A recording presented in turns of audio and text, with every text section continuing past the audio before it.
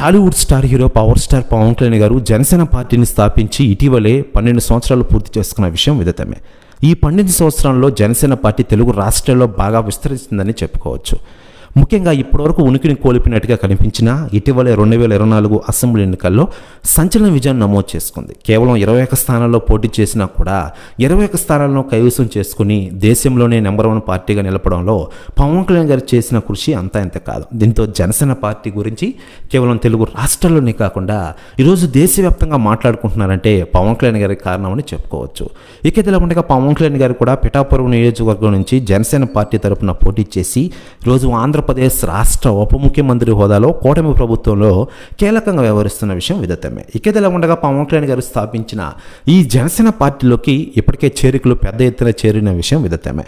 అయితే లేటెస్ట్గా సెలబ్రిటీలు రాజకీయ నాయకులు చాలామంది జనసేన పార్టీలోకి క్యూ కడుతున్నారట. అయితే లేటెస్ట్గా అందుతున్న సమాచారం ప్రకారం టాలీవుడ్ హీరో మంచు మనోజ్ గారు జనసేన పార్టీలోకి పవన్ కళ్యాణ్ గారి సమక్షంలో చేరబోతున్నారట.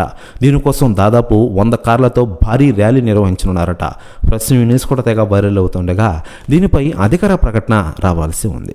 ఇక ఇదిలా ఉండగా గత సంవత్సరం ఆంధ్రప్రదేశ్ రాష్ట్రంలో జరిగిన సార్వత్రిక ఎన్నికల్లో పిఠాపురం నుంచి అత్యధిక మెజారిటీతో గెలిచిన పవన్ కళ్యాణ్ గారు ప్రస్తుతం ఆంధ్రప్రదేశ్ రాష్ట్ర డిప్యూటీ సీఎంగా వ్యవహరిస్తున్న విషయం విదితమే.